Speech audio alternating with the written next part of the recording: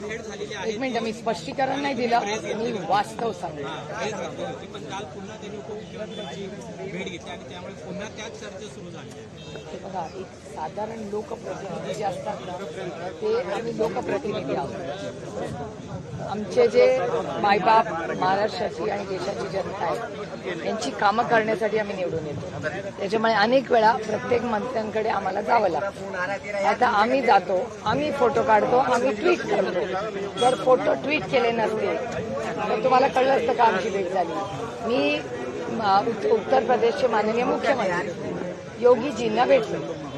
त्याच्यात काय घडेल, एक लोकप्रतिनिधी वन नेशन वन इलेक्शनच्या कामासाठी उत्तर प्रदेशमध्ये गेलो.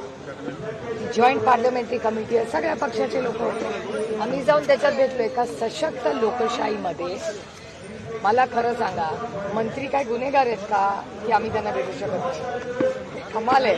मराठीमध्ये तुम्ही कॉक्रोच जनता पार्टीचे समर्थक पहले मराठी में होगा, उसके बाद मुदत वाढवलेली आहे. काय एक जगह हात रखिए ना. आज 2 JPCची माहिती आहे. 130th अमेंडमेंट जे आहे, ज्याच्यामध्ये प्रधानमंत्री, मुख्यमंत्री किंवा कुठल्याही मंत्र्याला जर जेलमध्ये 30 दिवस राहिला तर त्याला पदावरनं काढायचा अधिकार त्या प्रधानमंत्र्याला, मुख्यमंत्र्याला आहे. ते जे बिल आहे त्याच्यावर आणखी चर्चेची गरज आहे. आता